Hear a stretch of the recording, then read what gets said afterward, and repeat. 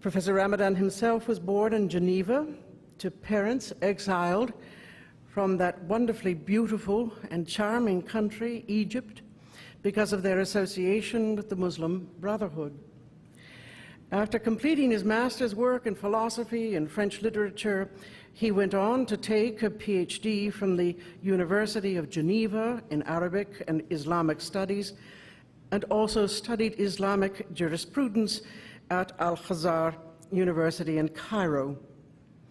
He is a fellow at St. Antony's College, Oxford, and currently the professor of contemporary Islamic studies at the Oriental Institute at Oxford, where he lectures as well in the theological faculty. Professor Ramadan is perhaps the most influential spokesperson on the question of Islam and its place in the modern world today, and is one of those unique individuals whose words carry equal weight in both worlds of the academy and of the faith community. And for those of you who prefer to watch videos as opposed to read the written word, there are many words that you can read of Professor Ramadan's. There are also countless hours, as I soon found out, that you can spend on YouTube that was mentioned just earlier, watching Professor Ramadan interacting with various and sundry communities around the world. So without any further ado, we will welcome Professor Ramadan, who will speak to us on spiritual and religious duties towards peace.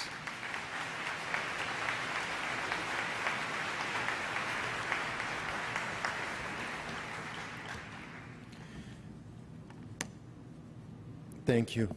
Thank you for first this invitation and this introduction here. I think that once again it's an important conference, it's an important meeting, but it depends on what we are going to do out of it. Every single one who is here, not only to come as passive listener to nice talks and to be happy because His Highness the Dalai Lama was there and some people from different traditions. We have a great deal of responsibility towards our societies today, and it's up to every single human being to get it. I think that, I'm not impressed by the numbers. I'm not impressed, when I'm told 2,000, 3,000. So what? Millions of people are not aware that we need to stand up for what is right and for justice and for peace in this world.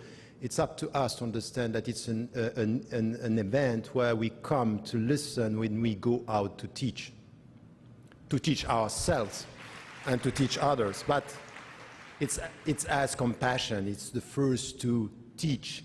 It's your own ego. It's our own self, and to try to get it right.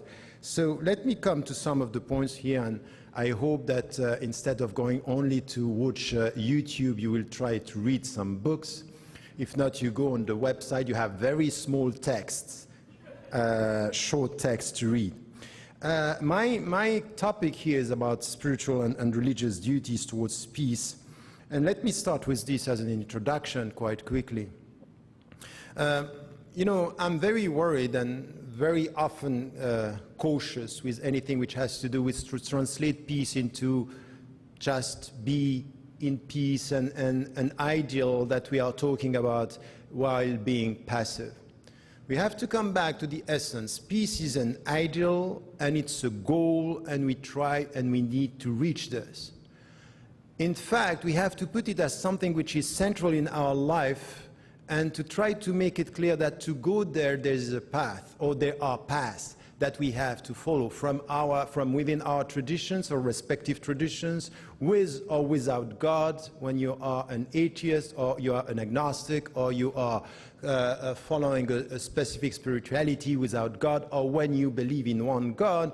At the end of the day, the goal, the end should be, how are we going to get peace? And if you listen to all the traditions, this is exactly what they are saying.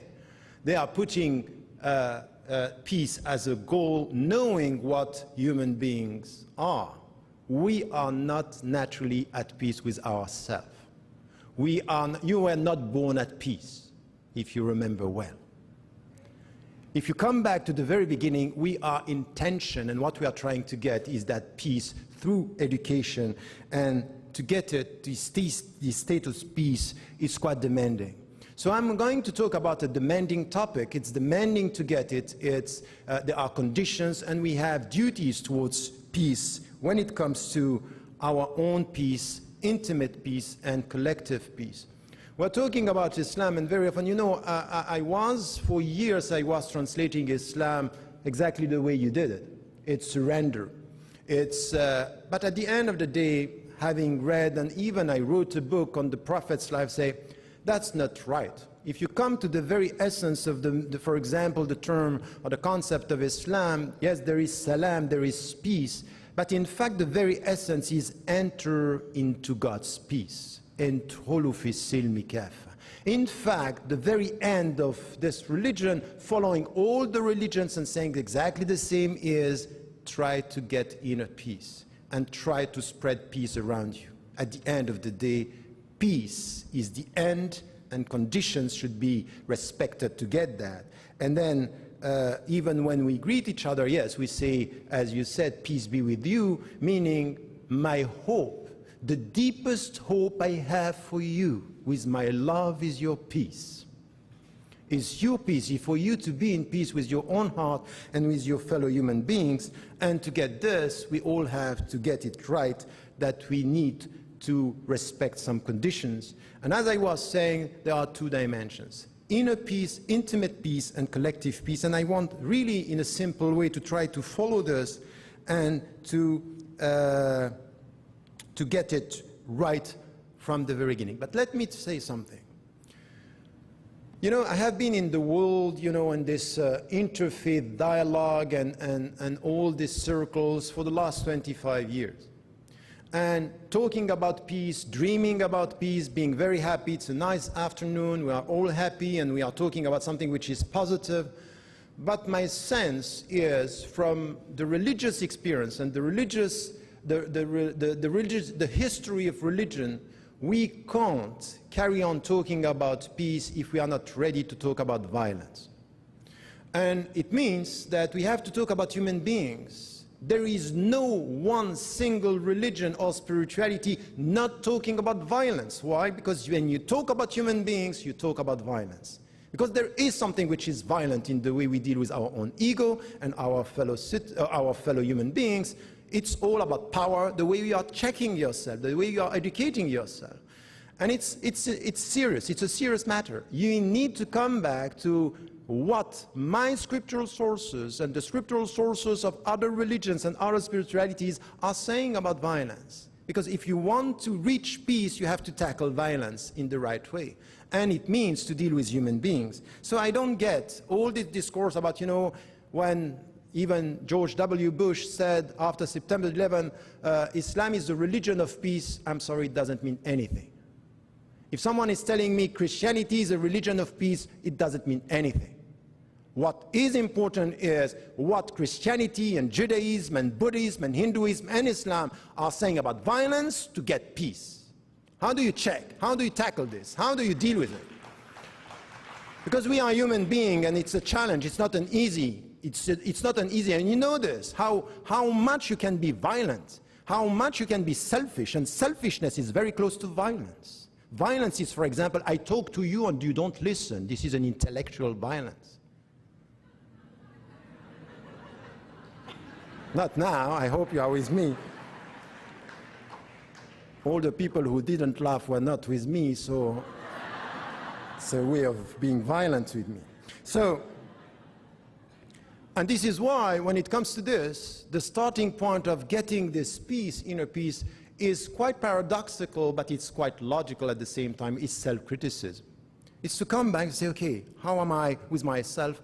How am I with my scriptural sources? What my scriptural sources are saying? In which way this could be instrumentalized? Anything in your life could be instrumentalized in a bad way or in a positive way. Even your love. You know how much people who love you can manipulate you. You know that. In the name of love, you can do whatever. At the end of the day, these are also means that you can use for the better or for the worse.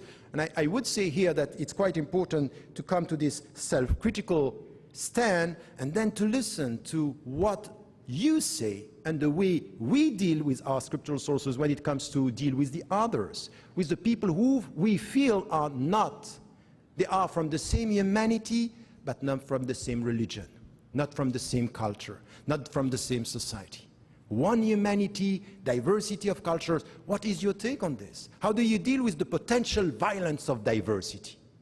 Because to sit down and to say I'm open-minded, and to say this with all the people you think are open-minded, could be very dogmatic. Because you decide who are the open-minded people. So you can be, in the name of open-mindedness, very dogmatic if you don't go through the self-critical approach, which is watch yourself. Think about who you are. Then the way also you deal with the other, the way we deal with some of the people who are not here this afternoon. Now lots of people, millions of people who are not here this afternoon, is that the poor people. There is a symbolic violence in the way we neglect the poor people in our society. So it's also about violence, because peace is also to get peace with the people who are at the lowest level in our society. So tell me, how do you deal with poverty? I will know how you deal with peace. This is also, no, you know what? You know what? I have a problem with clapping because it feels as if we are in a political meeting. So if you can just, if you are happy with what I'm saying, take 10 seconds just to meditate about, okay? And then also something that we got this morning with a journalist who was right by saying, don't forget anything which has to do with women. Because religions have nothing against women, but religious people could. Religious people are people dealing with religions in the name of our religions. In patriarchal societies, we can use religions to instrumentalize this relationship. And it's something which is important, especially for me, coming from the Islamic tradition. I can tell you that I think, and I am quite sure about this, having studied the text, that Islam has nothing against women, but Muslims should show some concern about the way the scriptural sources sometimes are used. And I think that this is something that we all have to deal with. Having said that, now let me come to just the two dimensions quite quickly that I wanted to highlight here, and the intimate dimension of peace. It's universal, and the universality of it is, look at yourself. You are in a state of tension. When we love, when we give, when we deal with others, we are in a state of tension. And we were born in this state of tension. This is the universality of all the teaching. Look at yourself. You are intrinsically, potentially violent, selfish. Your ego can take a very, very huge dimension.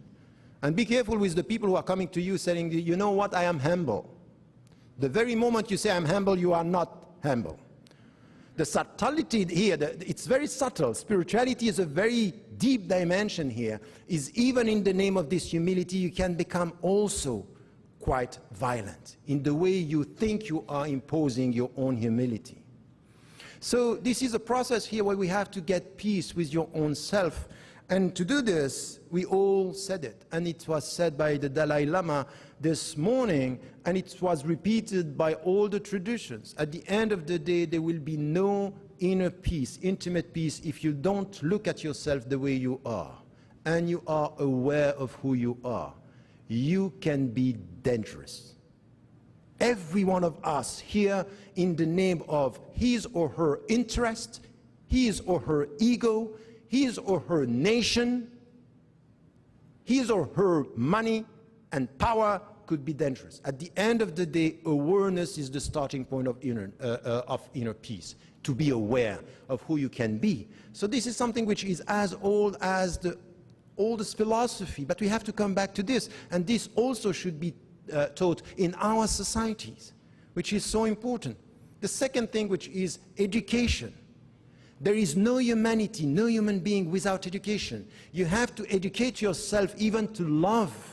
It's not even, you know, I heard this morning what the Dalai Lama was saying about what you can get from the relationship you have with your mother. Don't we have in our societies to come back to this, the way you are with your parents? Don't we have to come to something which is the deep relationship, which the way you respect your parents? Don't we have to come to this sense that there is a connection It's not enough to sit down and to say, love your mother. You have to learn to love her and to learn to love your father. And by the way, don't forget to love your father as well. Because this is something which is important. It's not, you are talking very much about the situation of women today. Can I just suggest that it's not even easy to be a man? It's not easy to be a father? It's not. It's not. It's a serious thing here. And when we deal with peace, we have to deal with all this dimension. Education is central. And as it was said, and I know that we don't like the term, but positive discipline is needed if we want to get inner peace. Positive discipline is the way you check yourself and you work on yourself. And there is another thing that I wanted to say. When you go through positive discipline, you check yourself, you try to change yourself, and this is the common discourse. I am fed up to come to talk about Islam just to tell the people what Islam is not. I want to talk about what Islam is all about. It's all about that. This is what we have in common. And at the end of the day, I want to feel that I belong to a universe of shared values where we all together could come and change this world for the better by changing ourselves. But don't keep on asking me, tell us what Islam is, having in mind what it shouldn't be. It's not positive. It's not a dialogue. You start listening from a specific angle. Open your mind. And this is what is compassion and intellectual empathy, which is missing today. So here, it's the sense of belonging. It's also important to these respective traditions to try to change ourselves and to try to come to this understanding, this inner peace. And there is one dimension that was referred to this morning, which is central, and it's coming from inner peace. I went, by the way, the first time I met the Dalai Lama was in Dharamsala 21 years ago. I went with students from Geneva. I went there, I spent 3 weeks there. I wanted to understand. And what I got from what he said this morning and what I got 21 years ago is something which is inner peace is the way you are going to get peace with nature. Is the way you deal with yourself is also the way you deal with the environment. Respect environment is to respect yourself. Respect yourself is to respect environment. Is the way you look at nature and beauty. And we need to come back to this.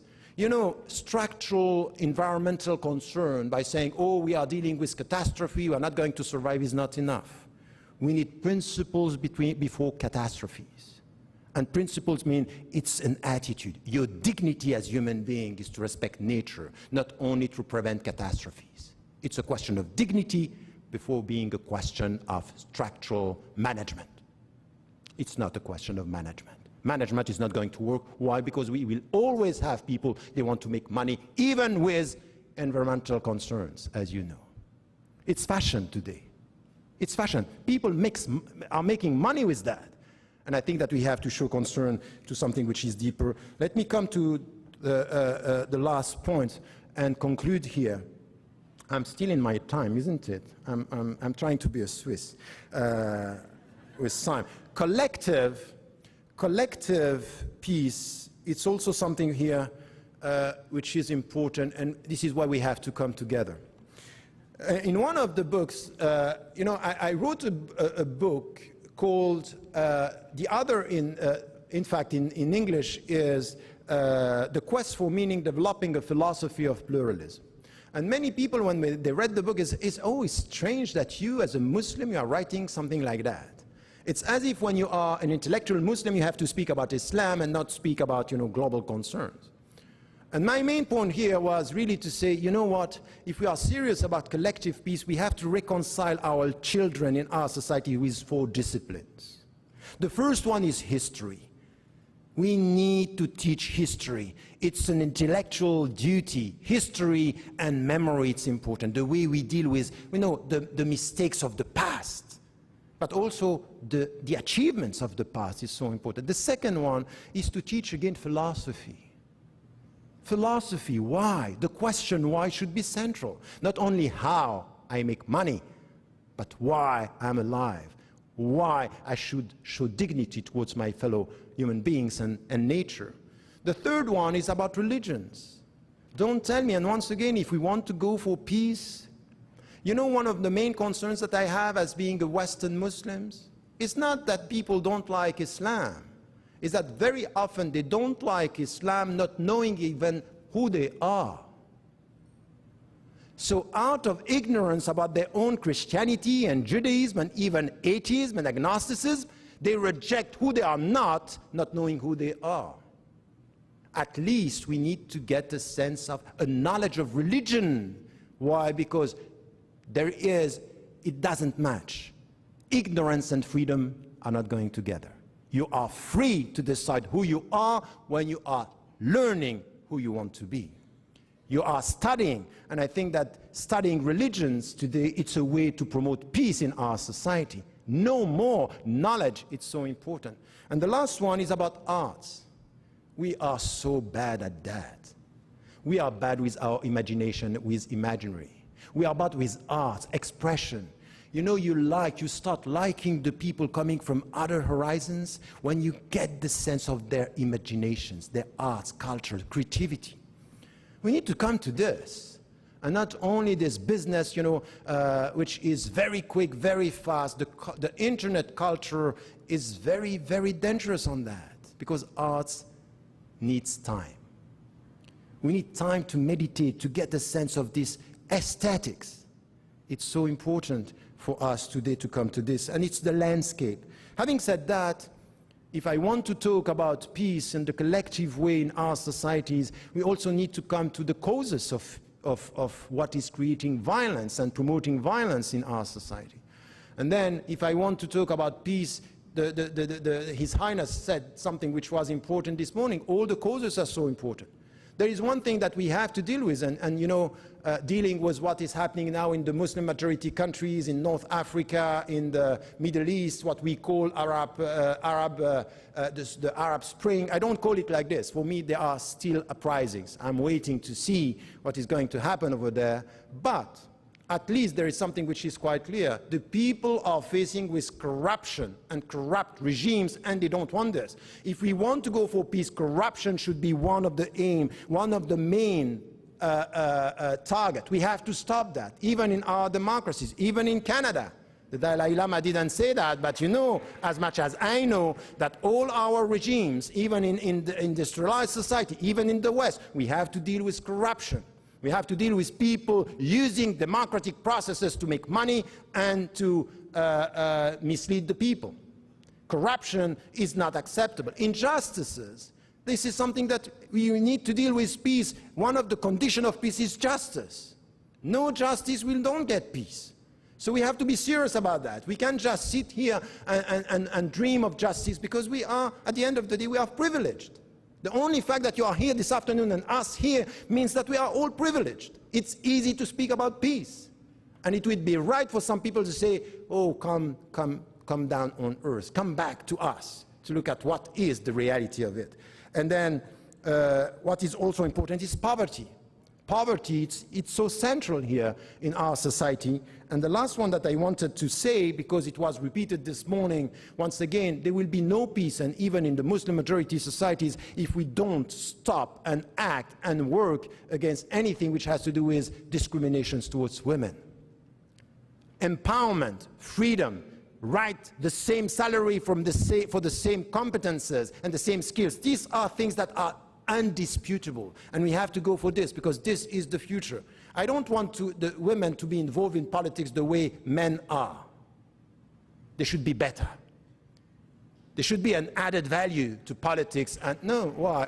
Oh, it comes when it comes to women. Okay. And then also intra-faith dialogue, because it's also important. You know, we are facing, all our religions are facing problems with our religions, and intra-faith dialogue, it's important for peace. You know what is happening in the Muslim majority countries between Shia and Sunni, but I know what is happening between Protestants and Christian, even among some Buddhist strands. It's not easy. We need this kind of intra-faith dialogue. And my conclusion here, it's for all of us, when it comes to this, with all these conditions and this understanding. We are here this afternoon, and this conference should not be the club of the specialists. should go out of here and spread the message of peace in a way which is, it's a commitment. You have to be dedicated. It's a civic duty to spread it through the knowledge, through dealing with the people, and through trying to reach the people. Not only we have to talk to one another, but we have to work together. And this is what I wrote in many of the books, is let us work together. On the name of common values, we have to work together. Show to the people that it's not only words, but we are able in our societies to come together and to change the world for the better.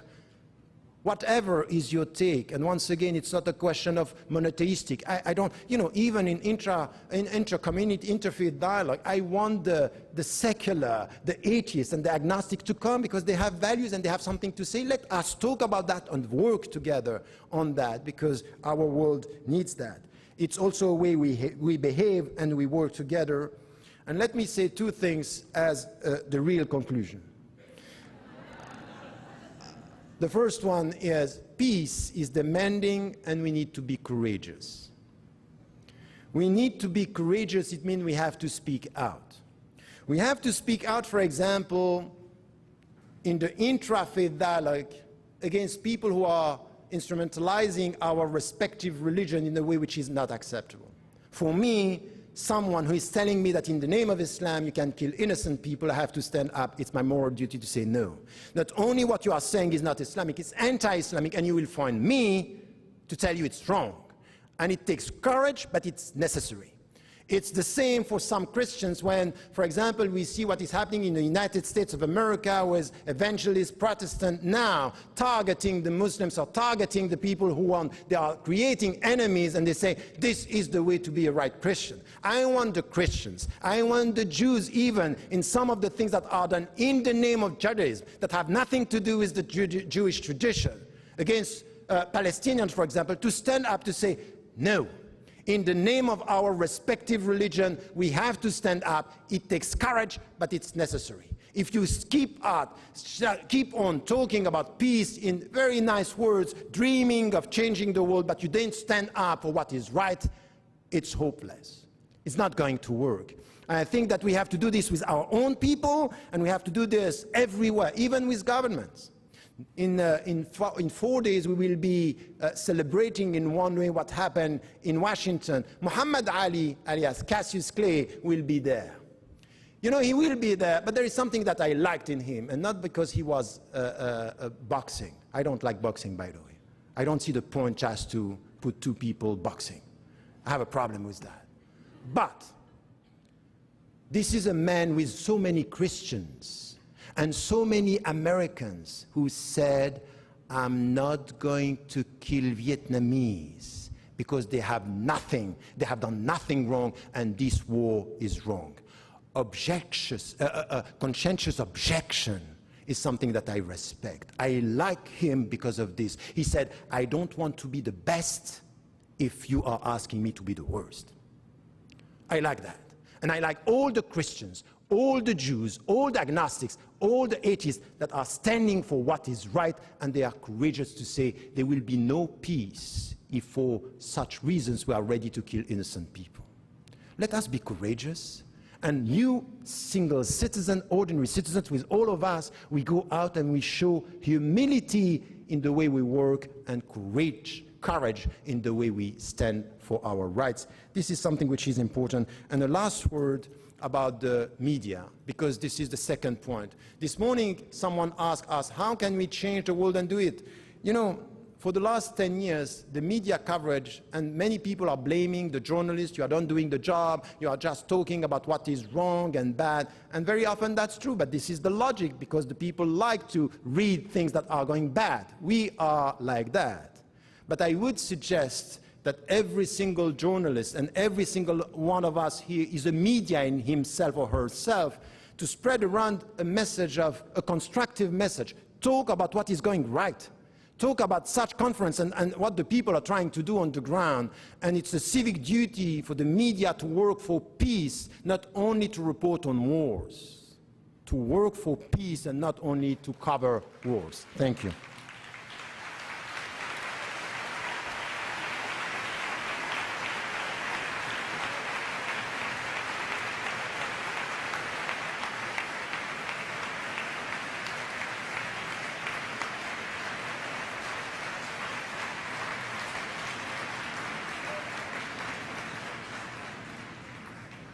Thank you, Professor Ramadan. Again, are there any questions from the panelists?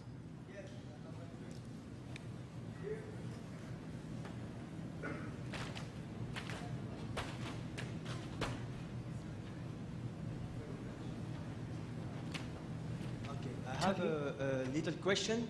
So it's a little bit outside the subject, but like we say, in order to get peace, everything is a little bit connected.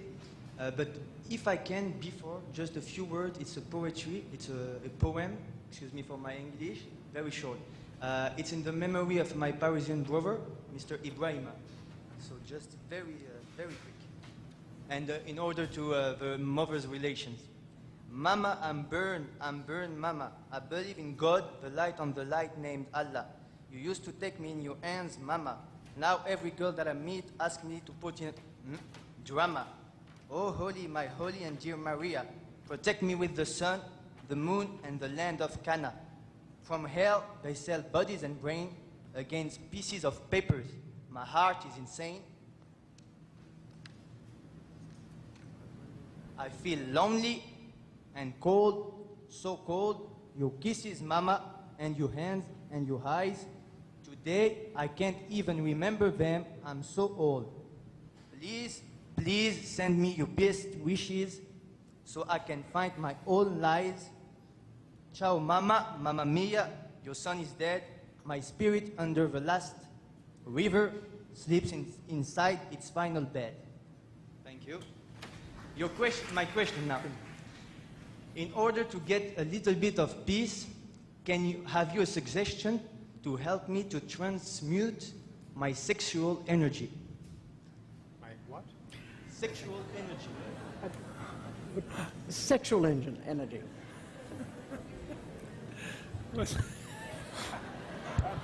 Professor.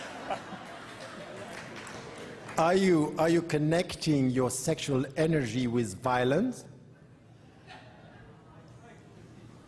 You try to resist. I'm not used to advise people on that. But I would say that there is a word in Islam that is very, very much misquoted and understood when it comes to jihad. The people understanding jihad as calling towards war, it's exactly the opposite. It's to face your inner tensions to try to get peace. And at one point, when sexuality in Islam, it's not bad at all. It's when you do it right and you are respecting your sexuality, it's like a prayer. When you are experiencing sexuality, it's like you are praying. If you do it with knowing the meaning, respecting God and respecting the other.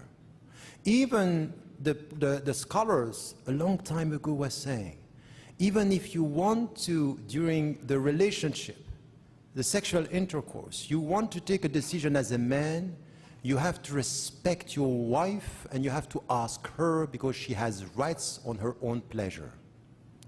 Look at this. This is lost in many of the Islamic tradition. So to come back to this is look at yourself, know your needs, and try with your needs to marry your needs with your morality. What are the principles you want to respect? And once again, it's not to deny your sexuality, it's not to over stress or anything which has to do with the values, it's just to try to find your own way to deal with your needs are to be respected, your principles are to be respected. How do you do this?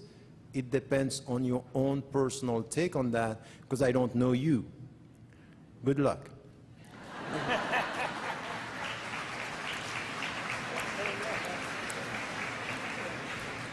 We have two questions, one here. Hello. My question is for Dr. Ramadan. I'm asking the question.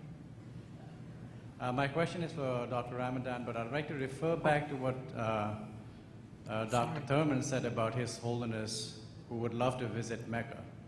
As a Tibetan Buddhist, the shrine in my house is my pride. And the first thing that as a Tibetan Buddhist we would do is take you to our shrine. That is the innermost sanctum of a Tibetan house. Now, His Holiness has visited all the holiest places, all the holiest shrines in this world. And I'm just wondering, I don't know myself, why he has not visited Mecca, or why an invitation has not been extended, or is there any religious restrictions for me to go and visit Mecca? Because I'm born a Buddhist, but I grew up a Christian. I learned all Christian values, but never became a Christian. I've prayed in mosques, I've prayed everywhere, but I've never been to Mecca. But that's something that Professor Thurman mentioned, and yes, would I love to go to Mecca? I would love to go to Mecca. Is there any reason why I would be stopped from visiting Mecca?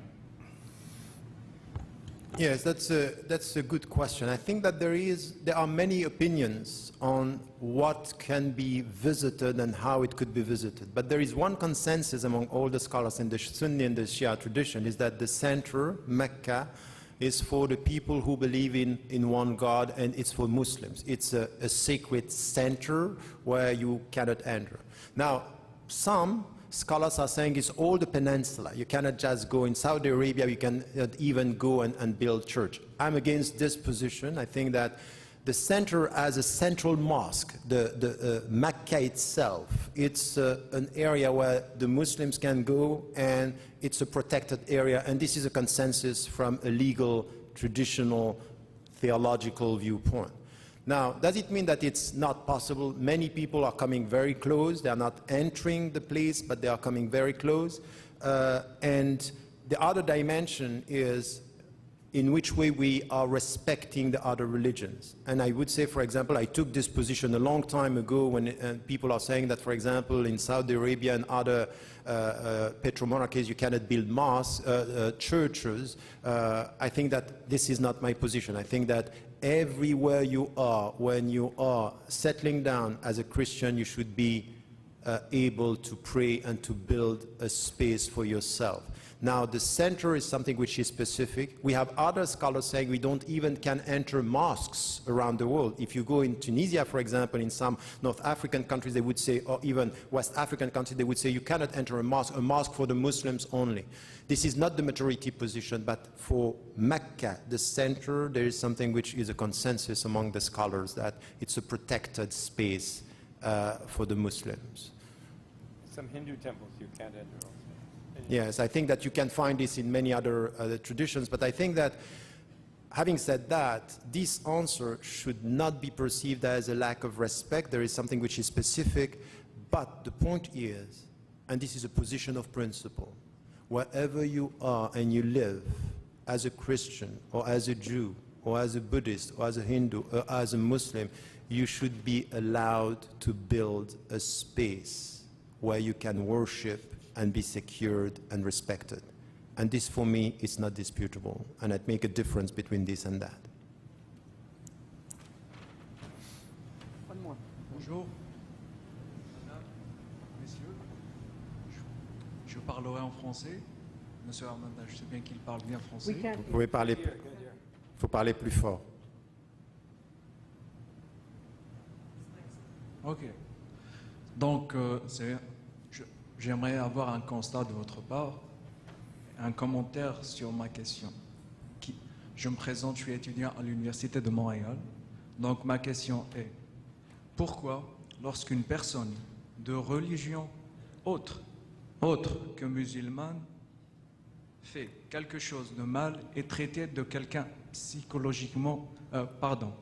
Et pourquoi lorsqu'une personne de religion autre que musulmane fait quelque chose de mal est traité de quelqu'un psychologiquement instable, et lorsque c'est une personne de confession musulmane est traité automatiquement de terroriste. Merci. C'est pas, je vais répondre en français, c'est pas une question facile et il ne faut pas généraliser.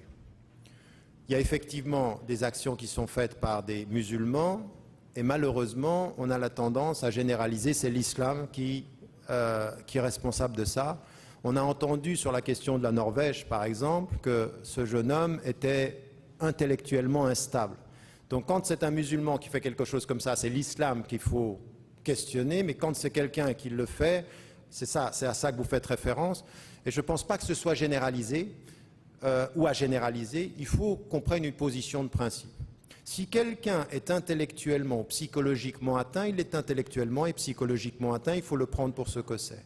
Mais quand on a des éléments factuels qui prouvent que ce n'est pas une maladie psychologique, mais c'est une position idéologique, eh bien, il faut la traiter pour ce que c'est. Et il faut aller jusqu'au bout. Quand, par exemple, on entend... même par exemple, ça s'est même passé aussi en Israël, où un certain nombre de... Par exemple, on a tué des gens dans la mosquée, on a dit il est fou. Ah non, mais il est fou, mais il a quand même un discours qui met en évidence que pour lui, la présence musulmane ici est un danger pour le projet d'Israël. Et donc, ce qu'on veut, c'est pas qu'on dise qu'il est fou, c'est qu'on dise cette idéologie de penser que les Israéliens arabes ou les Israéliens musulmans sont un danger pour Israël, soit dénoncée par le gouvernement d'Israël comme quelque chose qui ne va pas dans le sens du futur d'Israël. C'est la fin du vivre ensemble là-bas si on accepte ces théories d'extrême droite et ces théories extrémistes là-bas. De la même façon en Norvège, un homme a lu des textes, il a un manifeste où il met en évidence que l'arrivée des musulmans, c'est la colonisation de l'Europe, c'est la fin de l'identité norvégienne, et il utilise un discours qui est répandu en Europe. Il faut le dénoncer. Ça n'est pas un fou, c'est un dangereux. C'est un dangereux parce que c'est intellectuellement fondé ce qu'il dit. Il s'appuie sur des théories. Et c'est à nous de dire non, ne rendez pas fous les actes insensés. Il y a des actes insensés qui sont dangereux parce qu'ils sont la conséquence d'idéologies graves. Le populisme, le racisme, les xénophobies, tout ce qui aujourd'hui est en train de construire nos sociétés sur une vision fermée de ce que nous sommes, d'identité exclusive, sont dangereux. Et c'est à nous tous ici de refuser qu'on traduise ce terme comme de la folie. Non, c'est des politiques qui utilisent la peur, qui utilisent la crainte des gens. Il faut lutter contre les peurs, il faut avoir une vraie... Encore une fois, si on veut lutter contre la peur, pour la paix, il faut avoir une vraie politique de lutte contre la peur. Beaucoup plus de confiance, beaucoup plus de sérénité, de sens d'appartenance. Et donc, je répondrai à votre question avec tout cela en vous disant, attention, vous aussi, à ne pas tomber dans la réduction. Chaque fois que c'est l'islam, c'est... Non, parce que ce n'est pas vrai.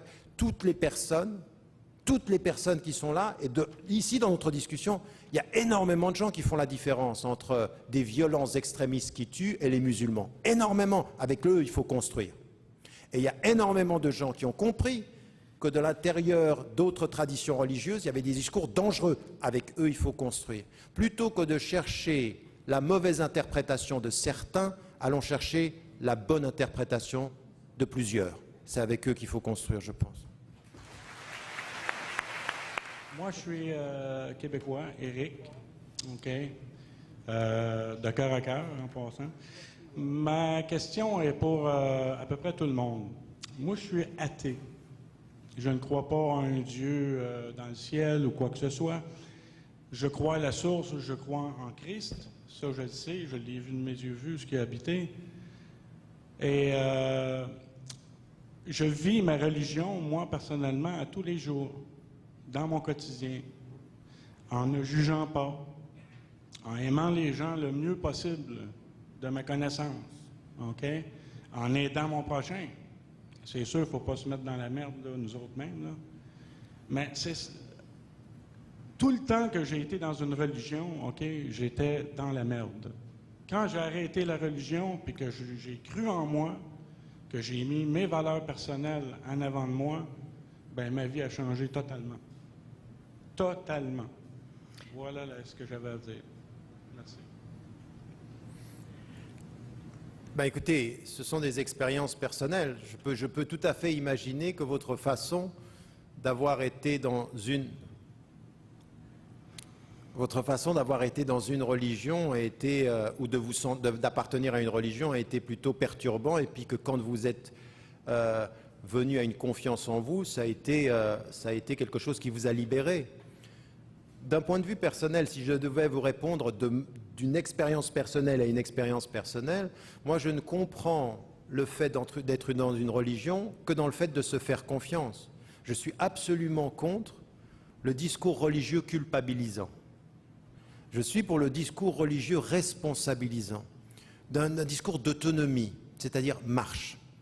Vous savez, cette formule, marche, lève-toi et marche. C'est-à-dire avance avec tes valeurs, mais ça ne veut pas dire forcément que votre expérience, c'est une expérience qui n'a pas été bonne avec la religion. Vous allez trouver d'autres dans la religion qui vont le vivre comme vous le vivez tout seul, ils vont le vivre avec la religion. Et c'est là, à mon avis, où j'aimerais qu'on vienne tous suspendre son jugement sur l'expérience des autres par rapport à sa propre expérience à soi. Vous n'avez pas, comme je n'ai pas, comme personne ici n'a le monopole de l'expérience positive. Nous avons des expériences négatives et des expériences positives. Et la deuxième attitude que j'aurais par rapport à ça, avec ce que vous êtes en train de me dire qui vous a permis de vous épanouir, de là où je suis, où j'essaye de m'épanouir, nous pouvons, entre deux épanouissements, changer le monde pour le meilleur. Maintenant, ce qui adviendra de vous après votre mort, ou ce qui adviendra de moi après ma mort, par rapport à Dieu ou par rapport à ce que je crois, la seule chose que je puisse dire, Dieu est plus savant et je n'en sais rien. Je ne sais même pas où je vais aller, et encore moins où vous allez aller, mais je sais où nous sommes. Donc commençons là où nous sommes et on verra où on ira.